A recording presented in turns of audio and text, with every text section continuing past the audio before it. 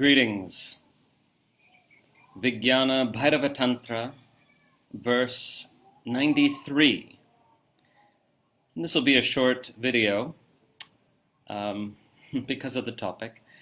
This is the last in the daily life practices section of the text. Actually, there comes another daily life practices section a bit later on, but we're now coming to the end of the main daily life practices section of the text. And by daily life practices, I mean opportunities in everyday life to enter into intensified awareness and presence. So this verse alludes to the possibility of entering into intensified awareness and full presence through pain. And it gives the example of a piercing. So let's hear the verse.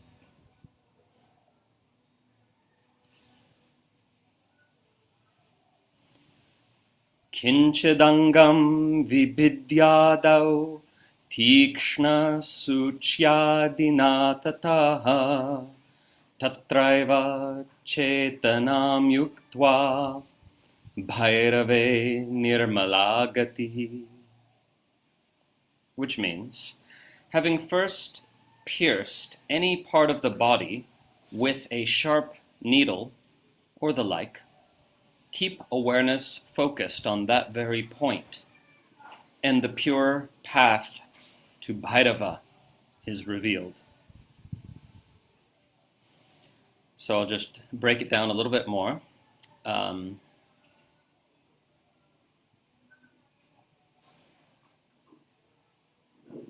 Vibhidya, having pierced. Kiñcid aṅgaṃ, any part of the body, any particular part of the body or any limb, with a tīkṣṇasūci, a sharpened needle, adina, or something similar.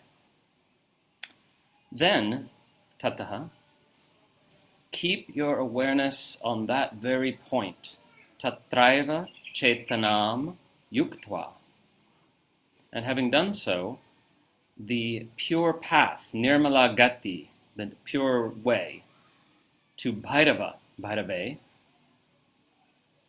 is revealed. I fill in the part is revealed.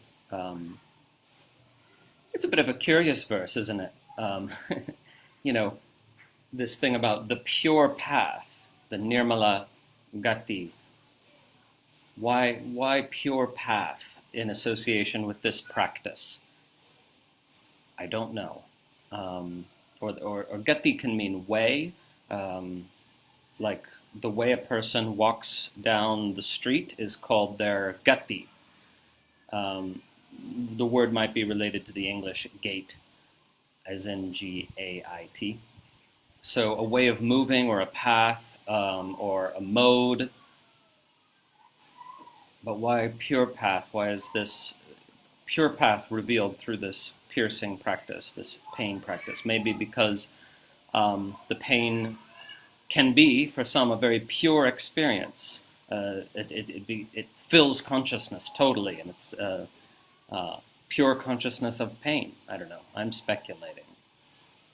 Now, I've never gotten a piercing in my life, but I've been studying this text for many years, and finally in sharing it with you guys, we've gotten to this verse, so I thought, well, I'd better do it. I better have the experience. So I just went and did that. I just went and got this little piercing just to see what that experience was like.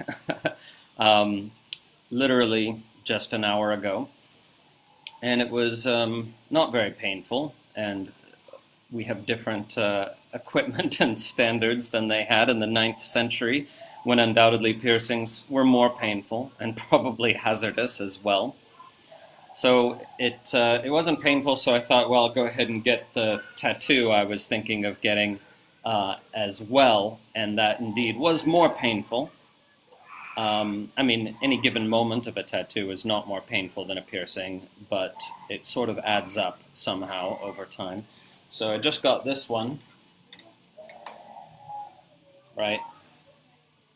And that's the beautiful symbol that we incorporated into our new Tantrika Institute logo.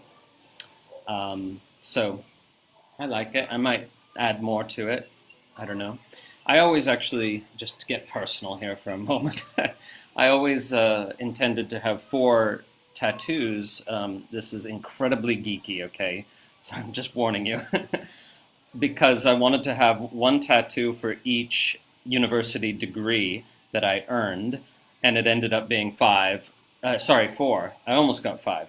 4 university degrees, so I got 4 tattoos, but much delayed, really. I got the Trika Mandala immediately after completing my bachelor's degree. That's the Trishulabja Mandala of the Trika. And then much later got the Tamil Om in Tamil script. That's and then I got the Sharada Om in Sharada script. And now the Tantrika Institute logo, which is sort of like a trident and a yogi doing Anjali Mudra and a flame all at once. Love that design. It was kind of revealed by the goddess, if I can say that. So now I have the 4 tattoos, as of just now, for the 4 university degrees. This was the geeky idea I had back in the year 2000, so it's a 20-year-old idea, but it still sort of came to fruition. Anyway, I didn't know I'd end up sharing about that in this video. But yeah, so tattoo is definitely an opportunity to totally experience the pain. And you know, with tattoos, like certain moments are much more painful than others for some random reason. It's like you come to a bit of skin that protests. It's like different cells they all have different lives of their own, and some of them are not as happy with the tattoo situation. So it can suddenly get intense, and it's a great opportunity to do this meditation. And so, you know, I think it's probably obvious to most of you, but I'll just say for a moment what the actual practice is, right? Because you're not just focusing on the pain, you are letting go of your resistance to the pain. You're going beyond resistance, and you're actually embracing the pain as a form of intensity. So it's no accident that the bhairava is mentioned here. That's the intense or awesome or awe-inspiring form of Shiva. But in this text, just bhairava usually just means intensified consciousness or intensified awareness. So clearly, anyone can focus on pain when it's present, and people do, but people they're in this sort of mental emotional state of resistance at the same time, and it's about actually experiencing it not as pain anymore, but simply intensity, and then going through the center of the pain into an expanded and intensified state of awareness. So as one old friend of mine used to say, in moments of great emotional pain, there's no way out but through. And that statement always stuck with me. There's no way out but through. And that the most powerful thing is actually to pierce through the center of the pain, whether it's physical or emotional, to go right into the center of it and to pierce through the center, because the fastest way through the pain is in the center of it, the point of maximum intensity, as it were. Although, of course, if you're just trying to get through it, if you're just trying to get through the pain, then you're not embracing it still. You're still resisting, right? So there's a way you can center yourself in it and move through it, but not with a sense that it's something bad or wrong that needs to be resisted. So, we could perhaps tease out this teaching from this verse, which is, really very literally just about getting a piercing. But maybe this nirmalā gatiḥ, this statement about the pure way is revealed. Perhaps that points us towards this deeper understanding of pain as an opportunity for revelation. Imagine, if you will, how it would change your attitude to life if you no longer thought of pain as something bad, but rather as part of the full spectrum of experience. Not to say that you need to seek it out, right? And not to say that it's wrong to avoid it, but when we avoid it compulsively, fearfully, anxiously, then we diminish ourselves and we weaken our own energy body, and we need a strong energy body to digest challenging experiences. So it's a balanced attitude of being with that pain that comes to us, and neither sort of valorizing it, right, making it a part of one's identity, but also not resisting it, dismissing it, or failing to see its gifts. That's what I would say about it. Looks like there's some questions and comments for those of you watching live.